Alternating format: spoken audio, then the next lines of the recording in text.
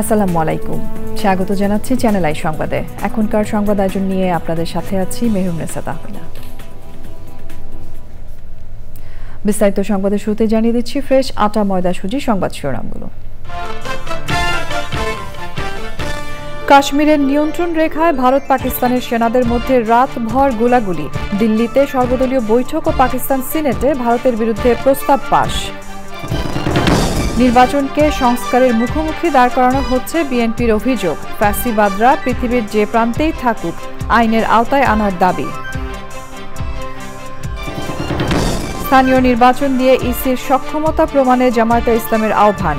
EC একটি দলের হয়ে কথা বলছে অভিযোগ করে সুষ্ঠু নির্বাচন নিয়ে এনসিপির সংশয়। পোপ ফ্রান্সিসের প্রতি শ্রদ্ধা জানাতে ভ্যাটিকান সিটির সেন্ট পিটার্স ব্যাসিলিকায় প্রধান উপদেষ্টা। শনিবার পোপের শেষ কৃত্যে যোগ দিবেন ডক্টর মোহাম্মদ ইউনূস। এবং শিক্ষার্থীদের আন্দোলনের মুখে কুয়েটের ভিসি প্রভিসিকে অপসারণ। ন্যায় বিচারের পরাজয় আখ্যা দিয়ে শিক্ষক সমিতির ক্লাস বর্জনের ঘোষণা।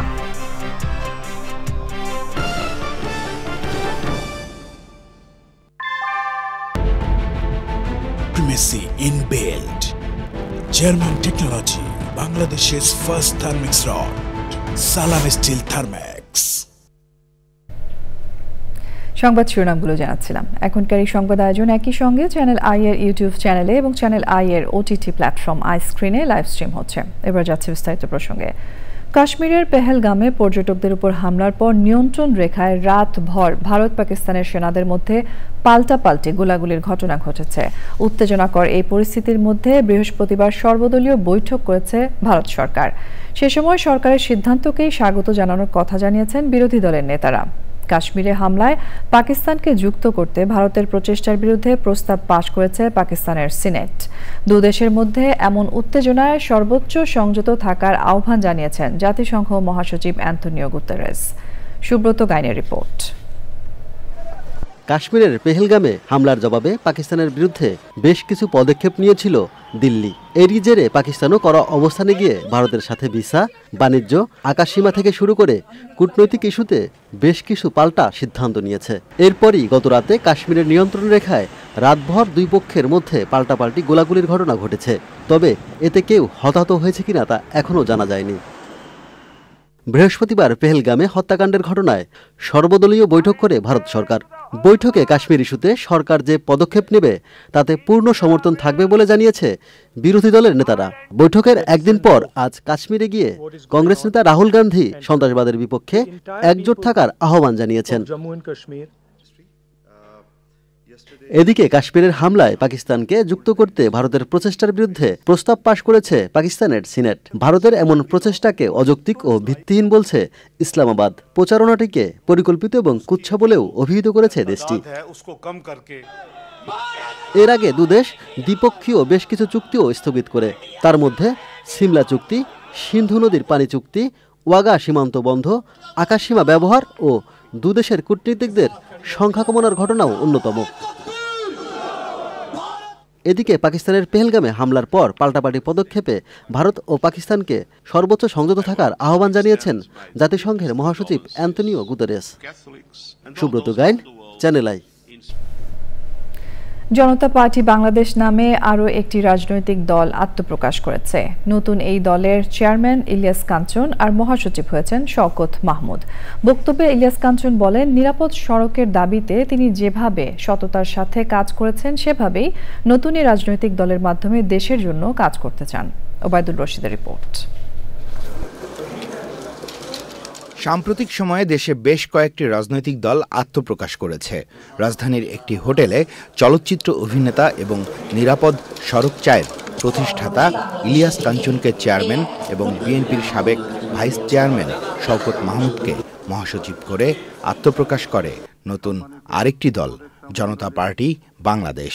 আমি নিরাপদ সড়ক চায়ের সঙ্গে যুক্ত থেকে যেভাবে সততার সঙ্গে এদেশের মানুষের জন্য কাজ করেছি, ঠিক তেমনি ভাবে আমি এই রাজনৈতিক দলের সঙ্গে যুক্ত হয়ে আমি আপনাদের জন্য এদেশের জন্য সততার সঙ্গে আমি কাজ করতে চাই।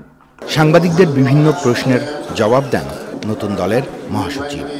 বেগম খালেদা জিয়ার অনুমতিতে 2012 সালে জাতীয় ইনসাফ কায়েম কমিটি গঠন করেছিলাম এবং আমরা বলেছি যে ইনসাফ কায়েম কমিটি একটি গণঅভ্যুত্থান করতে চায়, যেই গণঅভ্যুত্থানটির সঙ্গে সকল রাজনৈতিক দলগুলোর সহযোগিতা থাকা প্রয়োজন।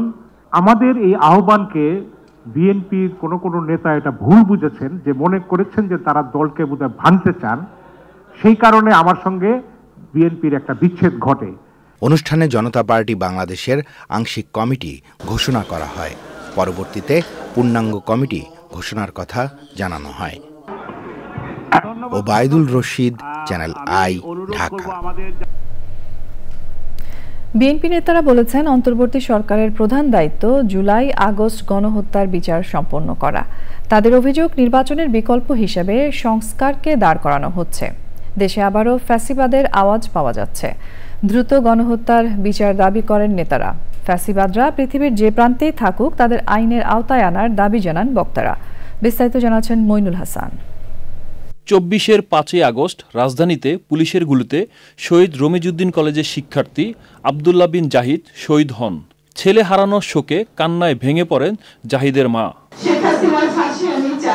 আর যদি এই বিচার না হয় তাহলে তারা আমার সন্তানকে ফেরত দেয়, আর আমাকে মেরে ফেলে, কারণ আমার বাচ্চারা কোনো অবলম্বনই নাই।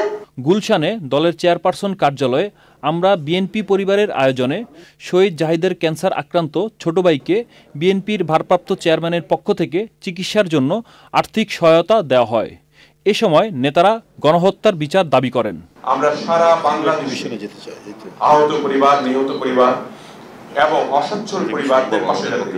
বিএনপির যুগ্ম মহাসচিব শহীদ উদ্দিন চৌধুরী অ্যানি বলেন, জুলাই আগস্টের গণহত্যায় জড়িত আওয়ামী লীগকে নিষিদ্ধ করতে হবে। বিচার প্রক্রিয়ার মধ্য দিয়ে, আইনি প্রক্রিয়ার মধ্য দিয়ে অবশ্যই আওয়ামী লীগ যদি দেশে, ফ্যাসিবাদ যদি দেশে ফিরে না আসতে পারে, সেজন্য তাদের রাজনীতি নিষিদ্ধ করা উচিত। বিএনপির যুগ্ম মহাসচিব বলেন, শেখ হাসিনার হাতকে শক্তিশালী করেছে যারা, তারা কিভাবে এখনো বহাল তবিয়তে। কেন ফ্যাসিবাদের দোসরদের আইনের আওতায় আনা হচ্ছে না তা জানতে চান তিনি। যারা হচ্ছে মূল অপরাধী, যাদের কারণে আজ 15 বছর 16 বছর শেখ হাসিনার মতো একজন রক্ত পিপাসু নারী, তিনি যে ছোট বাচ্চাদের গুলি করে হত্যা করতে দ্বিধা করেননি, তাকে যারা সহায়তা করেছে তারা আজকে ধরাছোঁয়ার বাইরে। বিএনপি সহ জুলাই গণঅভ্যুত্থানে আন্দোলনকারীদের নামে যেসব মামলা রয়েছে তা প্রত্যাহার করা হয়নি বলে নেতারা মন্তব্য করেন। Moinul Hasan, Channel I, Dhaka. জাতীয় সংসদ নির্বাচনের আগে স্থানীয় সরকার নির্বাচন দিয়ে বর্তমান নির্বাচন কমিশনকে তাদের সদিচ্ছা এবং সক্ষমতা প্রমাণ দেওয়ার আহ্বান জানিয়েছেন জামায়াতে ইসলামের আমির ডক্টর শফিকুর রহমান। ময়মনসিংহে জেলা ও মহানগর জামায়াতের কর্মী সম্মেলনে প্রধান অতিথির বক্তৃতায় তিনি বলেন, যদি এতে জনগণ সন্তুষ্ট হয় তাহলে পরবর্তীতে কমিশনকে পূর্ণ সমর্থন দেবে তারা। তরুণদের উদ্দেশ্যে তিনি বলেন, যতদিন পর্যন্ত তোমাদের ন্যায্য দাবি পূরণ না হয় তোমরা এই লড়াই থেকে বিশ্রাম নিও না। জামায়াতে ইসলাম তরুণদের দেশ ও জাতির খেদমত করার সুযোগ করে দিতে চায়।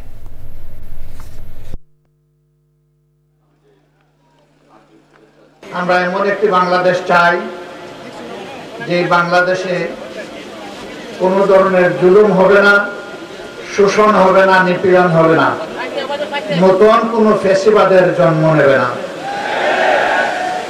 আমরা এমন একটি বাংলাদেশ চাই যেখানে মানুষে মানুষে কোনো বৈষম্য থাকবে না। আমরা এমন একটি বাংলাদেশ চাই যেখানে দুর্নীতিতে আর আমরা চ্যাম্পিয়ন হব না। জাতীয় নাগরিক পার্টির উত্তরাঞ্চলের মুখ্য সংগঠক সার্জিস আলম বলেছেন, আওয়ামী লীগ ও শেখ হাসিনার বিচারের আগে বাংলাদেশে অন্য কোনো কিছু প্রাসঙ্গিক হতে পারে না। রাজধানীর শাহবাগে ইনকিলাব মঞ্চের শহীদ সমাবেশে তিনি এই কথা বলেন। অন্যদিকে রামপুরায় এনসিপির গুলশান জোনের আয়োজনে আওয়ামী লীগ নিষিদ্ধের দাবিতে বিক্ষোভ সমাবেশে দলটির সিনিয়র যুগ্ম আহ্বায়ক সরওয়ার তুষার বলেছেন, নির্বাচন কমিশন একটি দলের হয়ে কথা বলছে, এতে এই কমিশনের দিয়ে সুষ্ঠু নির্বাচন সম্ভব কিনা সন্দেহ। তাফিমুল ইসলামের রিপোর্ট। আওয়ামী লীগকে নিষিদ্ধ এবং জুলাই গণহত্যা সহ বিভিন্ন ঘটনার বিচারের দাবিতে রাজধানীর শাহবাগে শহীদ সমাবেশ আয়োজন করে ইনকিলাব মঞ্চ।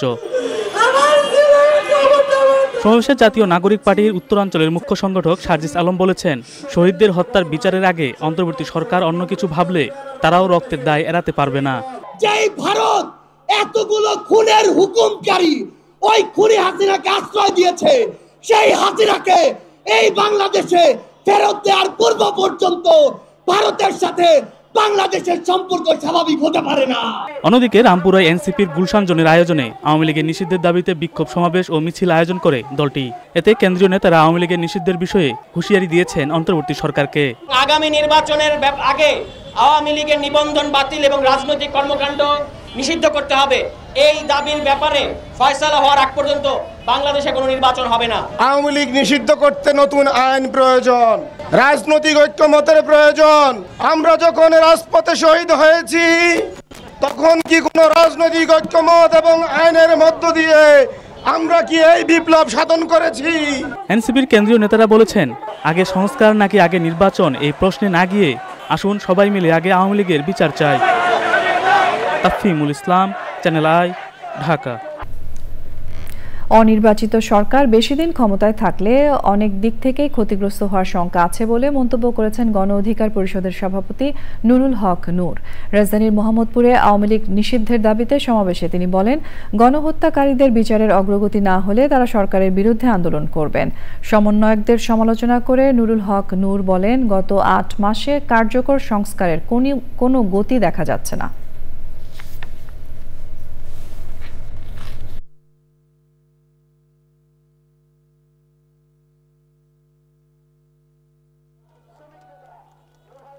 কথিত সমন্বয়ক এবং ছাত্র নেতারা ক্ষমতা পেয়ে কয়েকদিনে কি করেছে এবং মানুষ তাদের সম্পর্কে কি ধারণা পোষণ করছে, এটা কি আমরা চেয়েছিলাম? এটা আমরা চাই নাই, কিন্তু হচ্ছে। অনির্বাচিত সরকার বেশি দিন দেশে থাকলে বিনিয়োগ, নিরাপত্তা অনেক দিক থেকেই ক্ষতিগ্রস্ত হওয়ার শঙ্কা আছে। সেই জায়গা থেকে সংস্কারের পাশাপাশি জন আকাঙ্ক্ষা পূরণের পাশাপাশি আমাদেরকে একটা নির্বাচনের দিকেও যেতে হবে। রোমান ক্যাথলিক ধর্মগুরু পোপ ফ্রান্সিসের প্রতি শ্রদ্ধা জানাতে ভ্যাটিকান সিটির সেন্ট পিটার্স ব্যাসিলিকায় গেছেন প্রধান উপদেষ্টা অধ্যাপক ডক্টর মোহাম্মদ ইউনূস। স্থানীয় সময় শুক্রবার বিকেলে ইটালির রোম থেকে ভ্যাটিকানে যান তিনি।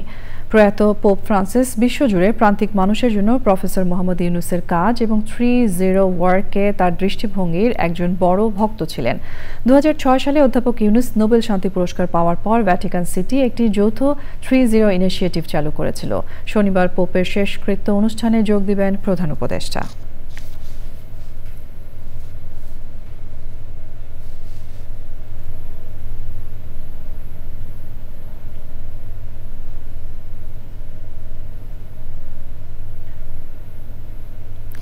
দুই মাসেরও বেশি সময় আন্দোলনের পর শিক্ষার্থীদের দাবির মুখে খুলনা প্রকৌশল ও প্রযুক্তি বিশ্ববিদ্যালয় কুয়েটের ভিসি প্রো-ভিসিকে অপসারণ করা হয়েছে।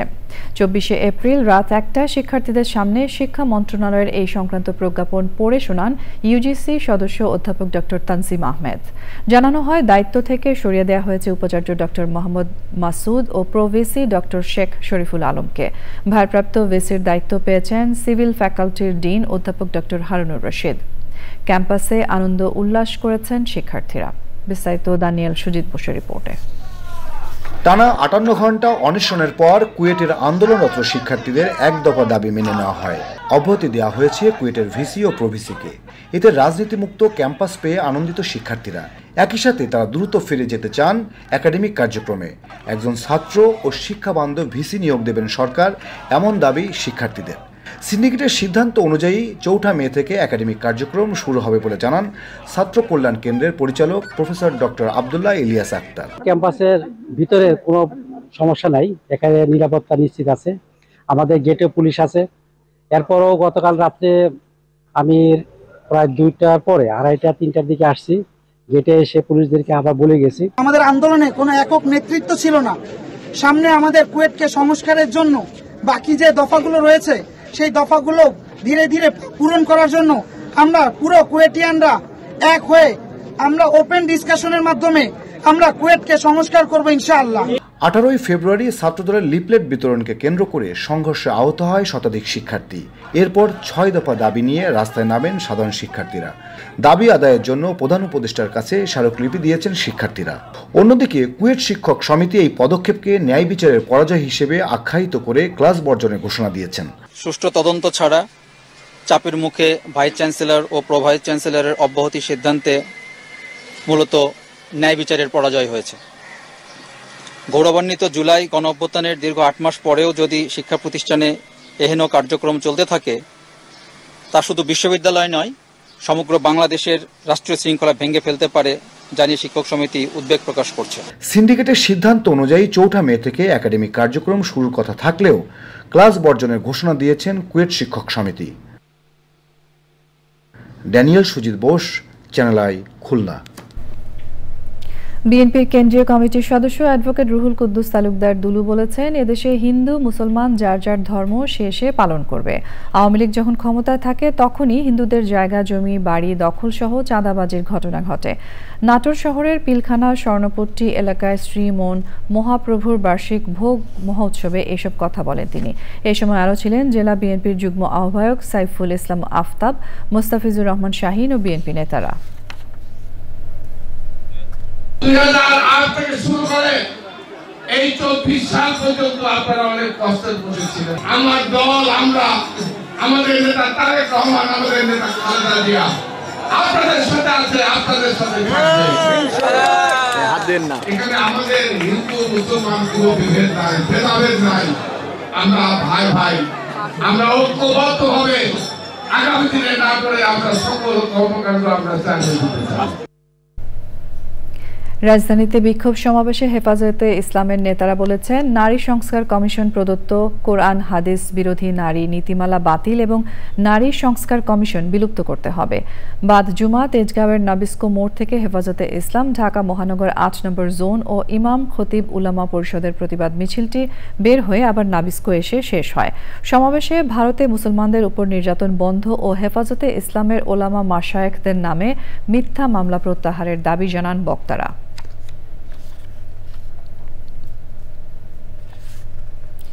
নারী বিষয়ক সংস্কার কমিশনের প্রতিবেদন বাতিলের দাবি এবং ভারতে মুসলিম নির্যাতনের প্রতিবাদে রাজধানীতে বিক্ষোভ সমাবেশ ও মিছিল করেছে খেলাফত মজলিস।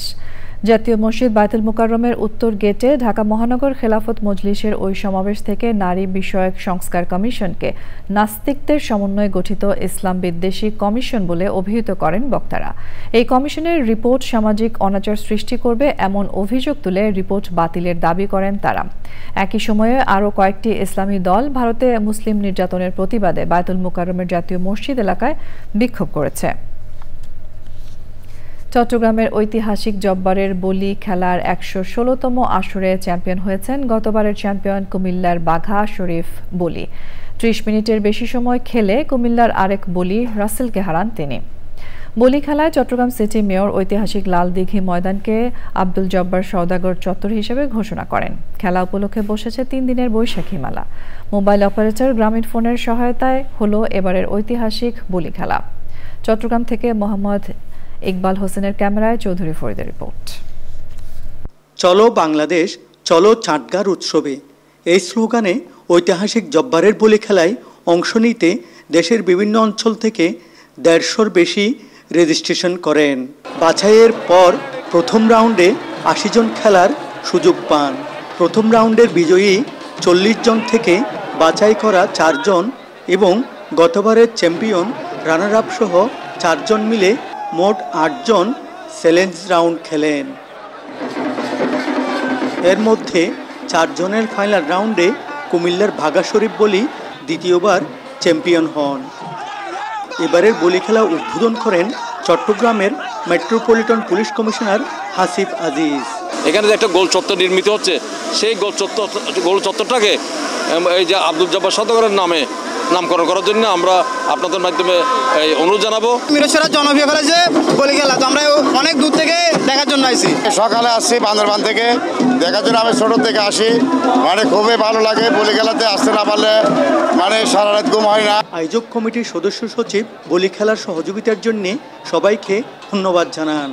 আমি চট্টগ্রামবাসীকে ধন্যবাদ জানাই, যেভাবে শান্তি শৃঙ্খলা রক্ষা করে সুন্দরভাবে তারা খেলাটাকে উপভোগ করেছে।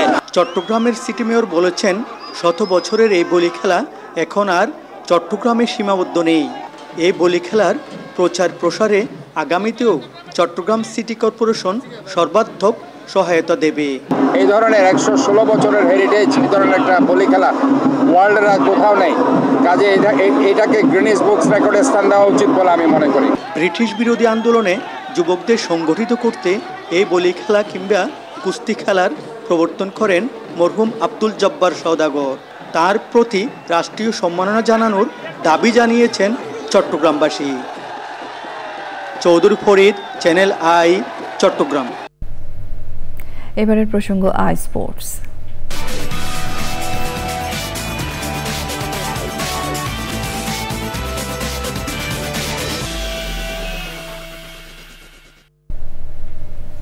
খেলাধুলা সব আপডেট নিয়ে আই স্পোর্টসে আছেন আরিফ চৌধুরী, আমরা যাচ্ছি তার কাছে। আরিফ। তাহমিনা, ধন্যবাদ আপনাকে। দর্শক স্বাগত জানাই আজকের আই স্পোর্টসে। আর আয়োজনের শুরুতেই বাংলাদেশ জিম্বাবুয়ে টেস্ট সিরিজ প্রসঙ্গ।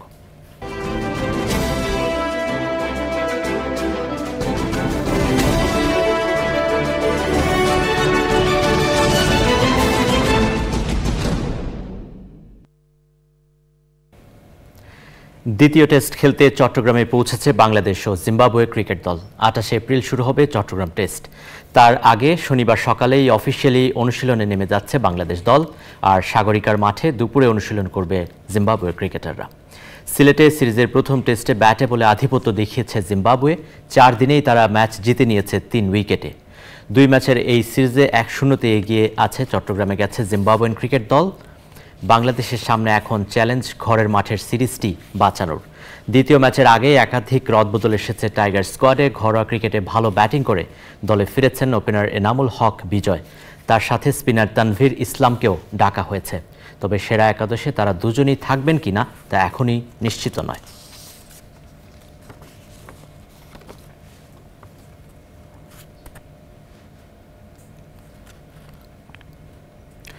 প্রধান উপদেষ্টা ডক্টর মোহাম্মদ ইউনূসের সফরসঙ্গী হয়ে কাতার সফরের অভিজ্ঞতা বর্ণনা করেছেন দেশের 4 শীর্ষ নারী ক্রীড়াবিদ। তারা এ সফরে গিয়ে ক্রীড়া স্থাপনা পরিদর্শন করে মুগ্ধতার কথা শুনিয়েছেন। প্রধান উপদেষ্টার প্রেস উইং জানিয়েছে 4 ক্রীড়াবিদের এ সফর নতুন দিগন্তের সূচনা করেছে। রিপোর্টে জানাচ্ছেন সাইদুর রহমান শামীম। সরকার প্রধানের সফরসঙ্গী হিসাবে 4 ক্রীড়াবিদের বিদেশ ভ্রমণের নজির এটাই প্রথম। 4 দিনের সফরে জাতীয় ফুটবল দলের ক্যাপ্টেন আফিদা খন্দকার, শাহেদা আক্তার রিপা, জাতীয় নারী ক্রিকেট দলের 2 ক্রিকেটার শারমিন সুলতানা ও সুমাইয়া আক্তার দেখেছেন 2022-এর ফুটবল বিশ্বকাপের আয়োজক কাতারের আধুনিক ও দর্শনীয় ক্রীড়া স্থাপনা। বিশ্বকাপ ফুটবলের ফাইনালের ভেন্যু লুসাইল স্টেডিয়ামের ড্রেসিং রুম আর্জেন্টিনা ও মেসির বিশ্বকাপ জয় উদযাপনের স্মৃতি আবেগ আপ্লুত করেছে তাদের। একদম স্বপ্নের মতো ছিল, কারণ যেখানে আর্জেন্টিনা ওয়ার্ল্ড কাপ হাতে নিয়ে উল্লাস করছে, ওই মাঠে গিয়ে আমরা মাঠটা দেখতেছি মেসিদের রুমের আর্জেন্টিনা যে এখানে ছিল ড্রেসিং রুম শেয়ার করছিল, সেখানে মানে দাঁড়িয়ে কিছুক্ষণ ভাবছিলাম যে এই মুহূর্তে মেসি এখানে মানে দাঁড়িয়ে যে ওয়ার্ম আপের জন্য রেডি হচ্ছিলেন। শুধু লুসাইল স্টেডিয়াম নয়, কাতারের স্পোর্টস ইনজুরি রিহ্যাবিলিটেশন সেন্টার, জিমনেশিয়ামের আধুনিক সুযোগ দেখে মুগ্ধ বাংলাদেশের নারী ক্রীড়াবিদরা। এমন সুযোগ সুবিধার সদ্ব্যবহার করে নিজেদের পারফরমেন্সের উন্নতির স্বপ্ন দেখছেন তারা। তাদের সাথে আমাদের খেলাধুলা নিয়ে আমাদের স্পোর্টস কিভাবে ডেভেলপ করতে হবে এবং ওদের কাছ থেকে অনেক কিছু জানার চেষ্টা করছি আর কি। তাদের বক্তব্য শোনার জন্য অনেক মানুষ দাঁড়ায় আছে, কিন্তু ওইটার ভিতর থেকে হচ্ছে আমাদের জন্য এক্সট্রা ভাবে যাওয়া, কেয়ার করা, ওইটা আসলে বইলে প্রকাশ করার মতো না। প্রধান উপদেষ্টার প্রেস উইং জানিয়েছে, পারস্পরিক সহযোগিতার মাধ্যমে ক্রীড়াক্ষেত্রে কাতার ও বাংলাদেশ চাইছে এগিয়ে যেতে। এই সফরের মধ্যে দিয়ে তাদের সাথে যে যোগাযোগটা স্থাপিত হলো, এই যোগাযোগের ধারাবাহিকতায় ভবিষ্যতে আমরা তাদের কাছ থেকে ক্রীড়াক্ষেত্রে অন্তত খুব সিগনিফিকেন্ট কিছু সহযোগিতা পাবো। আগামীতে প্রধান উপদেষ্টার সফরসঙ্গী হিসেবে ক্রীড়াবিদদের বিদেশ সফরের ধারা অব্যাহত থাকবে। Saidur Rahman Shamim, channel I, Dhaka. জানাবো ঘরোয়া ক্রিকেটের খবর। ডিপিএলে আম্পায়ারের সাথে গন্ডগোল পাকিয়ে শাস্তি পান তাওহিদ হৃদয়, কিন্তু সে শাস্তি নিয়ে বারবার নিজেদের অবস্থান পাল্টাচ্ছে ক্রিকেট বোর্ড। কখনো চাপে পড়ে হৃদয়ের শাস্তি মওকুফ করা হচ্ছে, কখনো বা ক্রিকেটারদের চাপে পড়ে সেটি পিছিয়েও দিচ্ছে বোর্ড। শুক্রবার দিনভর বিসিবিতে বৈঠক করেন ক্রিকেটাররা, তাতে যোগ দেন তামিম ইকবাল ও মাহমুদুল্লাহ রিয়াদের মতো সিনিয়ররা। লম্বা বৈঠকের পর বিকেলে সংবাদ সম্মেলনে শাস্তি নিয়ে নিজেদের অবস্থান পরিষ্কার করেন তামিম। কিছুক্ষণ পর বিসিবি মেইল করে জানিয়েছে, এক ম্যাচ বাকি থাকা নিষেধাজ্ঞা আগামী মৌসুমে কাটাবেন তাওহিদ হৃদয়।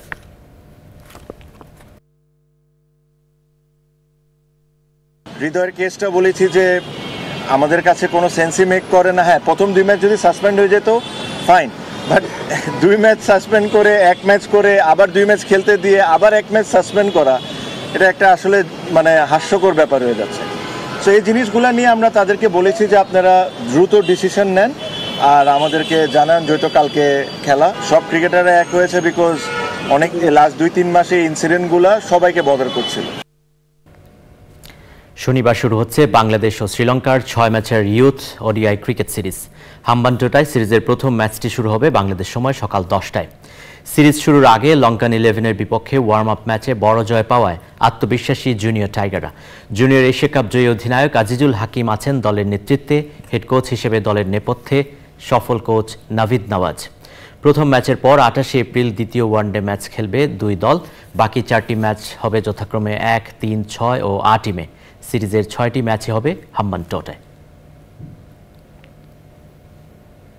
দর্শক, এই ছিল আজকের আই স্পোর্টসে। আপনাদের আবারও ফিরে নিচ্ছি তাহমিনার কাছে। আরিফ, আপনাকে ধন্যবাদ। যাচ্ছি পরের সংবাদে। পাবনার ঈশ্বরদীতে পদ্মায় জেগে ওঠা চর দখলকে কেন্দ্র করে দুপক্ষের সংঘর্ষে 5 জন গুলিবিদ্ধ সহ কমপক্ষে 10 জন আহত হয়েছেন। উপজেলার লক্ষ্মীকুণ্ডা ইউনিয়নের লক্ষ্মীকুণ্ডা ডিগ্রির চরে এই সংঘর্ষ হয়েছে। পুলিশ ও প্রত্যক্ষদর্শীরা জানিয়েছেন, জেগে ওঠা এই চরের জমি দখল নিয়ে দুপক্ষের মধ্যে দীর্ঘদিন বিরোধ চলছিল। শুক্রবার রিকাত আলী শেখ ও তার ছেলের নেতৃত্বে জমিতে গেলে প্রতিপক্ষের তরিকুল মেম্বার ও শফি মীরের নেতৃত্বে 20 থেকে 25 জন তাদের উপর হামলা চালায়। এক পর্যায়ে দুপক্ষের সংঘর্ষে 5 জন গুলিবিদ্ধ হন ও আরও 5 জন ধারালো অস্ত্র ও লাঠি ছোটার আঘাতে আহত হন। আহতদের পাবনা জেনারেল হাসপাতালে ভর্তি করা হয়েছে।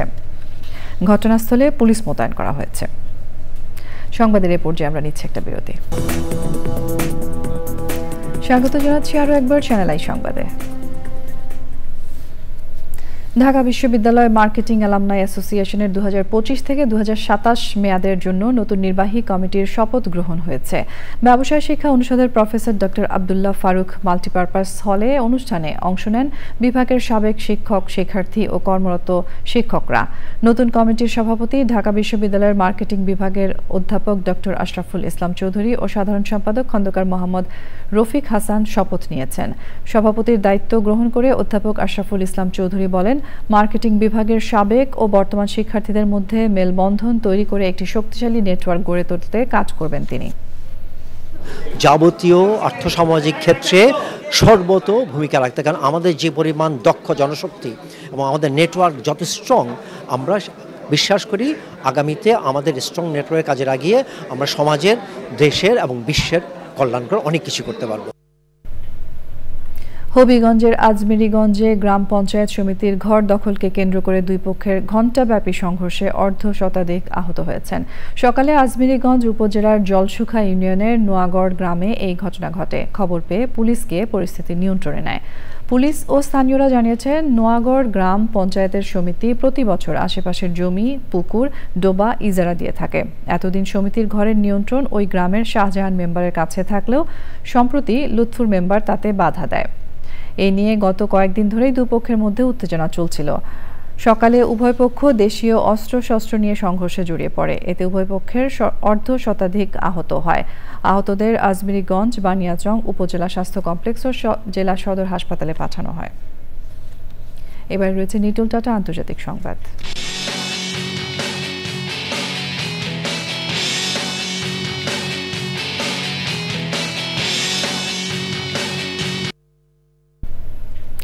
একদিনে গাজার বিভিন্ন স্থানে ইসরায়েলি হামলায় নিহত হয়েছেন কমপক্ষে 61 জন ফিলিস্তিনি। দক্ষিণ গাজায় শরণার্থী শিবিরে ইসরায়েলি হামলার এক পরিবারের 5 সদস্যের সবাই নিহত হয়েছেন। উত্তর গাজার জাবালিয়ায় ইসরায়েলি হামলায় একই পরিবারের 12 সদস্য নিহত হয়েছেন। গাজার আল মাউসিতে হামলায় এক শিশু ও মনসুরা স্ট্রিটে আরেক ফিলিস্তিনি নিহত হয়েছেন। এই নিয়ে একদিনে গাজার বিভিন্ন স্থানে ইসরায়েলি হামলায় নিহত হয়েছেন অন্তত 61 ফিলিস্তিনি। ইয়েমেনের হুদেইদাহের বাজিল জেলায় 6টি রকেট হামলা চালিয়েছে যুক্তরাষ্ট্র। এদিকে ফিলিস্তিনের প্রেসিডেন্ট মাহমুদ আব্বাস ইসরায়েলি বন্দীদের মুক্তি দিতে হামাসের প্রতি আহ্বান জানিয়ে বলেছেন, ইসরায়েল যেন ফিলিস্তিনে হামলার কোনো অজুহাত না পায়। আইস্ক্রিন সাংস্কৃতিক সংবাদ।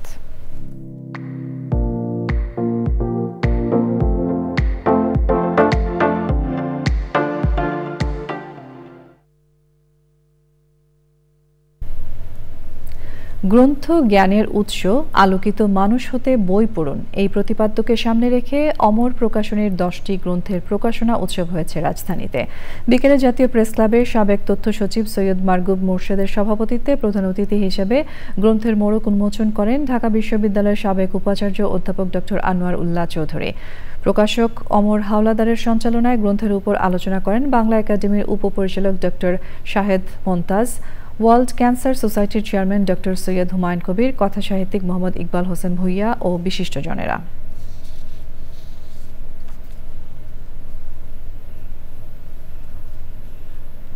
কৃষি সংবাদ।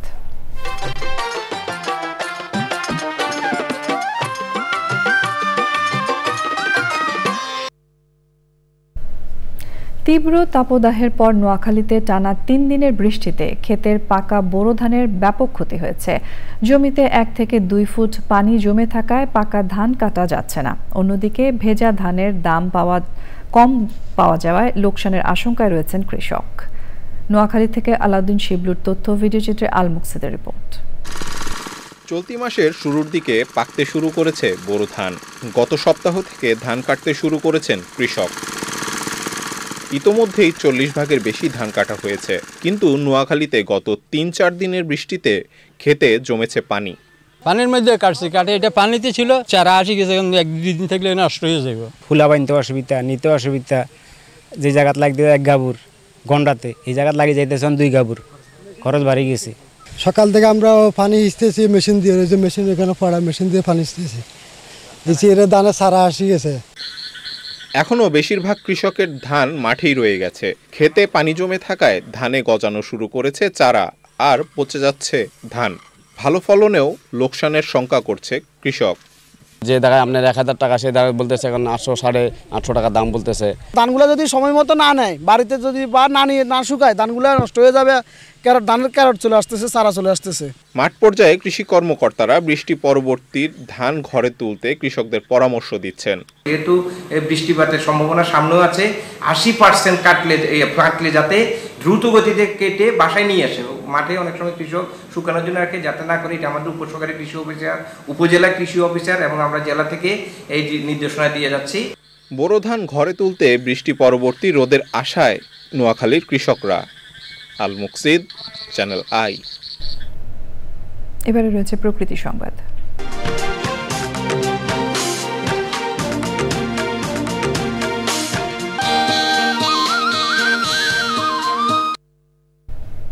প্রাকৃতিক দুর্যোগ মোকাবেলা ও প্রাণ প্রকৃতি রক্ষার পাশাপাশি অর্থনৈতিকভাবে অবদান রাখছে তালগাছ। জয়পুরহাটে তালগাছের রস সংগ্রহে ব্যস্ত গাছিরা, বাড়ছে তালের রসের চাহিদাও। তবে গাছিদের অদক্ষতায় ব্যাহত হচ্ছে পাখির প্রজনন। জীববৈচিত্র্য রক্ষার পাশাপাশি নিরাপদ পদ্ধতিতে রস সংগ্রহের পরামর্শ দিয়েছেন পরিবেশবাদীরা। জয়পুরহাট থেকে শফিউল বাড়ি রাসেলের রিপোর্ট। একসময় গ্রাম বাংলায় সারি সারি তাল গাছের দেখা মিললেও কালের পরিক্রমা আর মানুষের অদূরদর্শী আচরণে কমেছে এই গাছ। জয়পুরহাটের ক্ষেতলাল ও পাঁচবিবিতে এখনো টিকে আছে সারি সারি তাল গাছ। চলছে রস সংগ্রহ। বিকেল হলেই রাস্তার মোড়ে মোড়ে বিক্রি হয় তালের রস। ছোলারা গাছে রস সংগ্রহ করবো হলো 70 থেকে 80 লিটার, বিক্রি হয় হলো রস প্রতি লিটার 50 টাকা 60 টাকা লিটার। রস বাজারে বিক্রি করি আর কিছু রস গুড় করি। রস বিক্রির অর্থেই চলে অনেক বিক্রেতার সংসার। এই রস বেচে আমার সংসার সচ্ছলভাবে চলে। দূর দূরান্ত থেকে রস খাওয়া আসে। নিরাপদ পদ্ধতিতে সংগ্রহ না করলে তাহলে রস পানে স্বাস্থ্য ঝুঁকি দেখা দিতে পারে বলে সতর্ক করেছেন বিশেষজ্ঞরা। এই রসটা যদি 2-4 দিন পরে রেখে খায় তা এটার কিছু ক্ষতিকর দিক থাকে এবং সেটা অনেকটা নেশা জাতীয় দ্রব্যের মতো পর্যায়ে পড়ে যায়। নিপা ভাইরাসের মতো একটা মারাত্মক ভাইরাস এই বাদুড়ের লালার মাধ্যমে ছড়ায় এবং মানুষ যদি এই রস পান করে তাহলে মানুষের মৃত্যু ঝুঁকি হওয়ার অনেক সম্ভাবনা আছে। জীববৈচিত্র্য রক্ষায় তালের রস সংগ্রহে সতর্ক হওয়ার পরামর্শ পরিবেশবাদীদের। গ্রীষ্মকাল হচ্ছে বাবুই পাখির প্রজন্ম ঋতু। তালের রস সংগ্রহ করতে গিয়ে যেন তাদের প্রজন্ম বাধাগ্রস্ত না হয়। বজ্রপাতগুলি বেশিরভাগই তাল গাছের উপর পতিত হয়, এজন্য প্রাকৃতিক কোনো ক্ষয়ক্ষতি হয় না। তাই সকলকে অন্তত একটি করে এই উপকারী তাল গাছ লাগানোর জন্য উদাত্ত আহ্বান জানাচ্ছি। পরিবেশের ভারসাম্য রক্ষার পাশাপাশি আঞ্চলিক অর্থনীতি সমৃদ্ধ করতে ঐতিহ্যবাহী তাল গাছ রোপণের তাগিদ সচেতন মহলের। জয়পুরহাট থেকে Shafiul Bari Rasel, channel I. Dhaka bank PLC বাণিজ্য সংবাদ।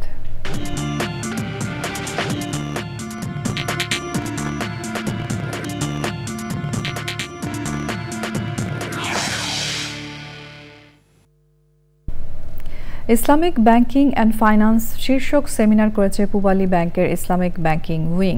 অনুষ্ঠানে প্রধান অতিথি ছিলেন ব্যাংকের ব্যবস্থাপনা পরিচালক ও সিইও মোহাম্মদ আলী।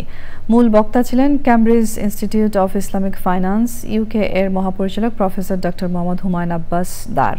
এই সময় আরও ছিলেন ব্যাংকের উপ ব্যবস্থাপনা পরিচালক আহমদ এনায়েত মঞ্জুর ও মোহাম্মদ শাহ নেমাজ খান, ইসলামী ব্যাংকিং উইং এর মহাব্যবস্থাপক দেওয়ান জামিল মাসুদ ও অন্যরা। অনুষ্ঠানে বাংলাদেশের ইসলামী ব্যাংকিং খাতের চ্যালেঞ্জ ও সম্ভাবনার বিষয়ে বিস্তারিত আলোচনা করা হয়।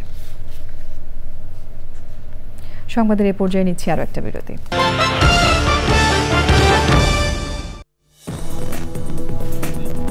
স্বাগত জানাচ্ছি আরও একবার চ্যানেল আই সংবাদে। পদ্মা সেতু থেকে মুন্সিগঞ্জ শহর পর্যন্ত নদীর তীর ঘেঁষে পাকা সড়ক নির্মাণ সহ ইকো ট্যুরিজমের ব্যবস্থা, শিমুলিয়া ঘাটে আন্তর্জাতিক মানের কন্টেইনার টার্মিনাল নির্মাণ সহ 11 দফা দাবি নিয়ে নাগরিক সমাবেশ হয়েছে। অনুষ্ঠানে বালু সন্ত্রাসীদের নিয়ন্ত্রণে উচ্চ আদালতে যাওয়ার ঘোষণা দিয়েছেন বিএনপির ভাইস চেয়ারম্যান আসাদুজ্জামান রিপন। মুন্সিগঞ্জ থেকে রাসেল মাহমুদের পাঠানো তথ্য, ভিডিও চিত্রে সুলতানা হিমো রিপোর্ট। শিমুলিয়া ঘাটের নদীবন্দর মাঠে নাগরিক সমাবেশে যোগ দেন লৌহজগের বিভিন্ন ইউনিয়ন থেকে বিএনপি নেতাকর্মী ও জনতা। পদ্মা সেতু থেকে মুন্সিগঞ্জ শহর পর্যন্ত নদী তীর ঘেঁষে পাকা সড়ক নির্মাণ সহ 11 দফা দাবিতে বক্তব্য রাখেন বিশিষ্টজনেরা। আসাদুজ্জামান রিপন বলেন, প্রশাসনে ধীরে ধীরে পতিত আওয়ামী লীগের লোকদের পুনর্বাসন প্রক্রিয়া চালু হয়ে গেছে। বালু সন্ত্রাস থেকে শুরু করে মাদকতা থেকে শুরু করে যাবতীয় সামাজিক ইস্যুতে আমরা কথা বলবো, আমরা আওয়াজ তুলবো, জনগণকে সাথে নিয়ে আমরা প্রতিরোধ গড়ে তুলবো।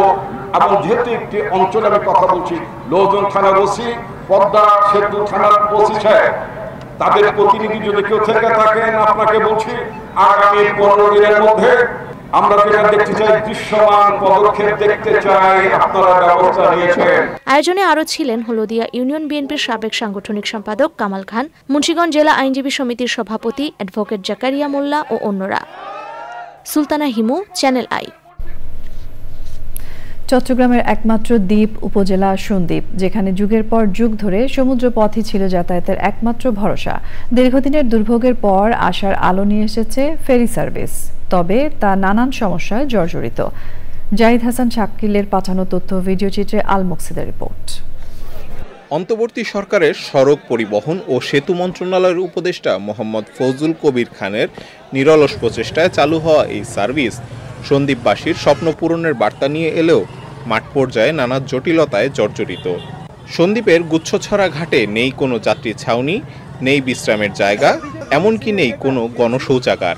নারী, পুরুষ, শিশু সকলেই খোলা আকাশের নিচে ঘন্টার পর ঘন্টা অপেক্ষা করতে হয়। ফেরি দিয়ে যে উঠার সমস্যা, সেটা হচ্ছে আমাদের জোয়ার ভাটা, সেটা তো একটা প্রবলেম হয়, আমরা ফেরিতে উঠতে পারি না। ওয়াশরুমের দরকার, দুই সাইডে আইন শৃঙ্খলা রক্ষা করার জন্য পর্যাপ্ত যাত্রী যখন থাকে, কোনো আনসার নাই, পুলিশ নাই, কোনো তদারকি আমি আমার চোখে এখন পর্যন্ত পড়ে নাই। ফেরি চলাচলেও আছে প্রতিদিনের ঝুঁকি। কালবৈশাখী ঝড়, হঠাৎ জোয়ার ভাটা কিংবা উত্তাল সমুদ্র ফেরিকে করে তোলে অচল। সেই সাথে মাছ ধরার জাল থাকায় ফেরি চলাচল বাধাগ্রস্ত হয় বলে জানান ফেরি চালক। যদি কালবৈশাখী ছুটে তাহলে আমরা তো জাহাজ দিয়ে সিকিউর করবো, নিশ্চিত করবো নিরাপত্তা, যে আমি নিরাপত্তা একটা সেফ সাইডে আমার কাছে ফেরিটাকে রাখবো, সেফ সাইড তো আমার কাছে নাই। যাত্রী ছাউনি, শৌচাগার ও নিরাপত্তা ব্যবস্থার উন্নয়নের জন্য প্রয়োজনীয় প্রস্তাব পাঠানো হয়েছে। জেলেদের জাল সরাতে নিয়মিত অভিযানের কথা জানিয়েছে উপজেলা নির্বাহী অফিসার। মৎস্য অভিযান শুরু হবে, সেই সময় কালে যদি কারো জাল থেকে থাকে এগুলো আমরা প্রশাসন থেকে আমরা সন্দ্বীপ প্রান্তের গুলো অপসারণ করব। আবার উপজেলা নির্বাহী অফিসার সীতাকুণ্ড অপর প্রান্তে রয়েছেন, তিনিও অপর প্রান্ত থেকে অপসারণ করবেন। যৌথভাবে আমরা এই অভিযানটা পরিচালনা করব। সন্দ্বীপের এই বহুল প্রত্যাশিত ফেরি সার্ভিস কার্যকর করতে হলে এখনই জরুরি স্থায়ী অবকাঠামো ও প্রশাসনের সক্রিয় নজরদারি প্রয়োজন। আল মুকসিদ, চ্যানেল আই। রংপুর বিভাগ সমিতি চট্টগ্রামের উদ্যোগে দিনব্যাপী বার্ষিক মিলন মেলা হয়েছে। চট্টগ্রাম বোর্ড ক্লাবে মুস্তাকুর রহমানের সভাপতিত্বে মিলন মেলায় প্রধান অতিথি ছিলেন পল্লী উন্নয়ন ও সমবায় মন্ত্রণালয়ের সচিব মোহাম্মদ রেজাউল আহসান। বক্তৃতা করেন বিমান বাহিনীর senior warrant officer KM Sanowar Kabir, Mohammad Abu Mansur Ripon, Mohammad Abdus Salam, doctor Mohammad Mohsin Ali Mondal, commodore Abu Hasnat Mohammad Mahfuzar Rahman, সহকারী কমিশনার ফাহমিদা আক্তার ও অন্যরা। অনুষ্ঠানে ছিল মনোজ্ঞ সাংস্কৃতিক অনুষ্ঠান।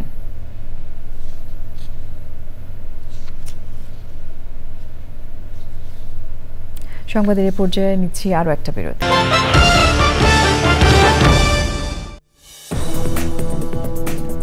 স্বাগত জানাচ্ছি আরও একবার চ্যানেল আই সংবাদে। নতুন চাল আসতে থাকায় পাইকারি বাজারে দাম কমতে শুরু করেছে, তবে খুচরা বাজারে এখনও প্রায় সবখানেই আগের বাড়তি দামে চাল কিনতে হচ্ছে ভোক্তাকে। সবজির দাম বাড়ছে লাফিয়ে লাফিয়ে। সবচেয়ে কম দামে সবজি মিলছে 7 টাকা কেজি দরে। সেঞ্চুরি হাঁকিয়েছে কাঁকরোল সহ কয়েকটি সবজি। ডিমের দাম ডজন প্রতি 10 টাকা বেড়েছে। বাড়ছে ব্রয়লার মুরগির দামও। ভোজ্য তেলের দাম লিটারে 14 টাকা বাড়িয়েও বাজারে সরবরাহ স্বাভাবিক করা যায়নি। রিজভিন আজ রিপোর্ট। বাড়তে থাকা চালের দামে স্বস্তির খবর। পাইকারিতে দাম কমতে শুরু করেছে।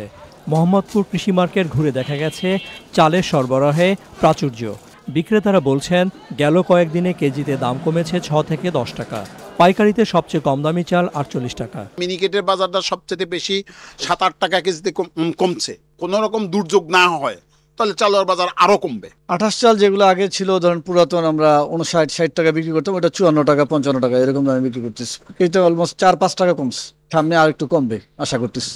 তবে পাইকারির দাম কমার প্রভাব তেমনটা পড়েনি খুচরায়। চাউলের দাম অনেক বাড়তি। আগে কিনতাম আমি 70-75 টাকা, 86 টাকা পড়লো। সবজির মধ্যে আলুর দাম বেশ কম। পাইকারিতে মানভেদে দাম 11 থেকে 15 টাকা কেজি। দেশি পেঁয়াজ বিক্রি হচ্ছে চড়া দামেই। পেঁয়াজ এটা 55 টাকা, একটু বাড়তির দিকে, কেজিতে 5-7 টাকা। 80 টাকার নিচে ভালো তরকারি নাই। শসা 80 টাকা কেজি, কালকে থেকে একটু বেশি দাম, 10 টাকা কেজিতে বেশি। আর লেবু হলো 20 টাকা খালি। করলা এটা 60 টাকা, উস্তা 60 টাকা। বেগুনটা একটু আজকে দাম বেশি, লম্বাটা হলো 80, ওটা হলো 90। সিসিঙ্গা 80 টাকা 90 টাকা। 120। কোনটা? কাঁকড় 120 টাকা কেজি। হ্যাঁ কিনেছি, কিছু করার নাই।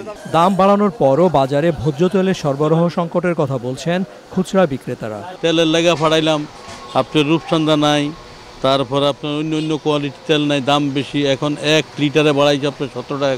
বেচা কিনো নাই, দেশের যে পরিস্থিতি ব্যবসায়ী তো নাই।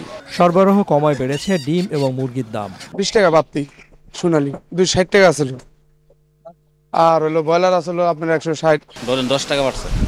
রমজানে বাজার তদারকিতে সরকারের সাফল্য ধরে রাখতে নজরদারি বৃদ্ধির দাবি ভোক্তাদের। রিজভিন আওয়াজ, চ্যানেল আই, ঢাকা।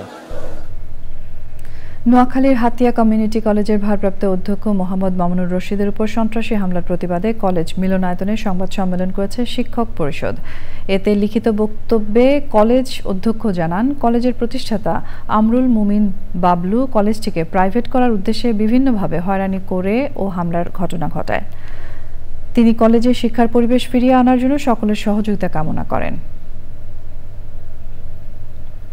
বীর মুক্তিযোদ্ধা মোহাম্মদ আনোয়ার হোসেন মারা গেছেন। ইন্না লিল্লাহি ওয়া ইন্না ইলাইহি রাজিউন। তার বয়স হয়েছিল 88 বছর। শনিবার সকাল 11টায় পিরোজপুর সদর উপজেলার কলাখালী ইউনিয়নের দাউদপুর পল্লী মিলন মাধ্যমিক বিদ্যালয় মাঠে তার জানাজা অনুষ্ঠিত হবে। এবারে রয়েছে খেলার খবর।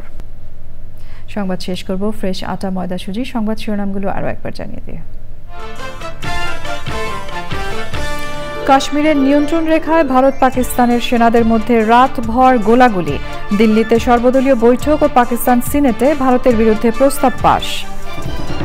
নির্বাচনকে সংস্কারের মুখোমুখি দাঁড় করানো হচ্ছে বিএনপির অভিযোগ। ফ্যাসিবাদরা পৃথিবীর যে প্রান্তেই থাকুক আইনের আওতায় আনার দাবি। স্থানীয় নির্বাচন দিয়ে ইসির সক্ষমতা প্রমাণে জামায়াতে ইসলামীর আহ্বান। ইসি একটি দলের হয়ে কথা বলছে অভিযোগ করে সুষ্ঠু নির্বাচন নিয়ে এনসিপির সংশয়। পোপ ফ্রান্সিসের প্রতি শ্রদ্ধা জানাতে ভ্যাটিকান সিটির সেন্ট পিটার্স ব্যাসিলিকায় প্রধান উপদেষ্টা। শনিবার পোপের শেষকৃত্যে যোগ দেবেন ডক্টর মোহাম্মদ ইউনূস। এবং শিক্ষার্থীদের আন্দোলনের মুখে কুয়েটের ভিসি প্রভিসিকে অপসারণ। ন্যায় বিচারের পরাজয় আখ্যা দিয়ে শিক্ষক সমিতির ক্লাস বর্জনের ঘোষণা।